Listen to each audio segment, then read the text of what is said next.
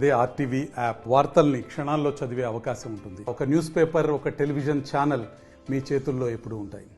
రబీ పంట చేతికొచ్చే దశలో ఉంది. రైతాంగం కూడా పూర్తి స్థాయిలో పంటలు పండాలని కోరుకుంటున్నారు. మనం ముఖ్యంగా చూడొచ్చు, వేసవి ఎండలు దంచి కొడుతున్న నేపథ్యంలో చూడొచ్చు, బోర్లన్నీ గ్రౌండ్ వాటర్ అని అడగంటిపోయాయి. ప్రభుత్వము ఏదైతే పంటలు ఒక్క చుక్క కూడా ఎకరానికి ఒక గుంట కూడా ఎండద్దని చెప్పి ప్రభుత్వం సూచించిన నేపథ్యంలో కరెంటు కూడా పూర్తి స్థాయిలో రైతాంగానికి సరఫరా చేయాలని చెప్తుంది తెలంగాణ రాష్ట్రంలో ఏర్పడ్డ కాంగ్రెస్ ప్రభుత్వము.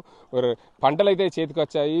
వరి పంట మాత్రం పూర్తిగా పొట్ట దశలో నుండి గొలక అంగిన దశలో ఉంది. మరో 15 రోజులు నీటి తడులు ఇస్తే ఈ పంటలన్నీ చేతికొచ్చే అవకాశం ఉంది. చూడొచ్చు, వరి చేనులలో పూర్తిగా పంటలన్నీ చేతికొచ్చిన నిజామాబాద్ జిల్లాలో 2 లక్షల పైగా ఎకరాల్లో వరి సాగు చేస్తున్నారు. పూర్తిగా వరితో పాటు చిన్న చిన్న కూరగాయ పంటలు కూడా సాగు చేస్తున్నారు. మరోవైపు మొక్కజొన్న పంటలు కూడా సాగు చేస్తున్నారు రైతులు. అదేవిధంగా పూర్తి స్థాయిలో అతి ఎక్కువగా వరి సాగు విస్తీర్ణం ఉంటుంది. వరి సాగు విస్తీర్ణం నేపథ్యంలో రైతాంగానికి పంటలు కాపాడుకునే దిశలా అక్కడక్కడ ట్యాంకర్లతో రైతులు వరి పంటలను కాపాడుకునేందుకు ప్రయత్నాలు చేస్తున్నారు. ముఖ్యంగా చూడొచ్చు, వర్షాకాలం అయితే గత వర్షాలు అత్యధికంగా పడ్డాయి.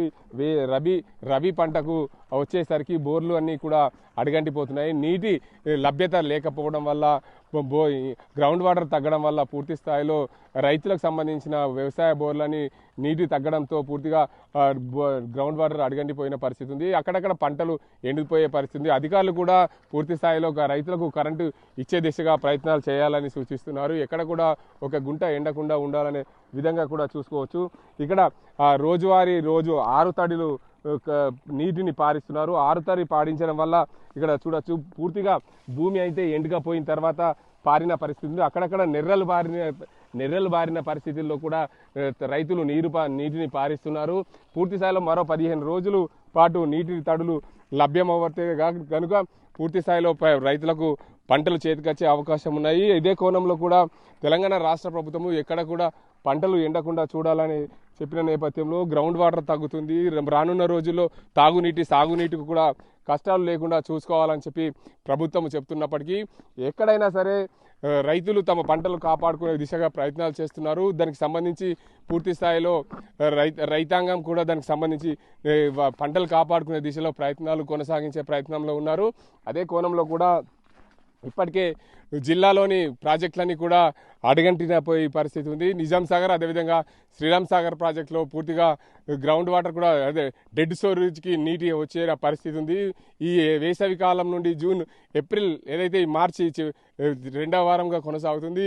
మార్చి 2వ వారం నుండి జూన్ వరకు కూడా వర్షాలు పడకుంటే ఈ నీటి లభ్యత ప్రాజెక్టులో ఉండే ఈ నీటిని వాడుకోవచ్చు. తాగునీటి, అదేవిధంగా సాగునీటితో పాటు పశువుల కూర కూడా నీటి లభ్యత ఉంది. పూర్తి స్థాయిలో ఇలానే వర్షాలు రానున్న రోజు జూన్ మాసంలో వర్షాలు పడకుంటే, ఇలానే ఎండలు అత్యధికంగా కొడితే కనుక గ్రౌండ్ వాటర్ పూర్తి స్థాయిలో తగ్గిపోయే అవకాశం ఉంది. కాబట్టి దీనికి అందరికి సంబంధించి రైతులు మరో 15 రోజుల పాటు ఈ నీటి లభ్యత కొనసాగితే ఈ పంటలు ఎండిపోకుండా ఉంటాయని చెప్పి రైతులు ఆవేదన వ్యక్తం చేస్తున్నారు. అదే కోణంలో కూడా రైతాంగానికి ఎక్కడ కూడా నష్టం జరగకుండా చూడాల్సిన బాధ్యత అధికారులు అని చెప్పి సీఎం రేవంత్ రెడ్డి చెప్పిన నేపథ్యంలో ఎక్కడైనా సరే తెలంగాణలో ఏర్పడిన కాంగ్రెస్ పార్టీ రైతాంగం కోసం పనిచేస్తుందని చెప్పి అధికారికంగా అధికారులపై ఒత్తిడి చేస్తున్నారు. ఎక్కడ కూడా గుంట ఎండద్దని చెప్తున్నారు. అదే కోణంలో కూడా రైతులు ఏదైతే వేసిన పంటలు ఎండకుండా ఉండే దిశగా వారి వివిధ ప్రయత్నాల్లో పంటలు కాపాడుకునే ప్రయత్నం అయితే చేస్తున్నారు. ఇది ఇక్కడ పరిస్థితి.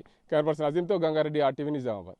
మరిన్ని వీడియోస్ కోసం ఛానల్ ని సబ్స్క్రైబ్ చేయండి. లేటెస్ట్ అప్డేట్స్ కోసం వాట్సాప్ ఛానల్ ని ఫాలో చేయండి. అండ్ లింక్ డిస్క్రిప్షన్ లో ఉంది.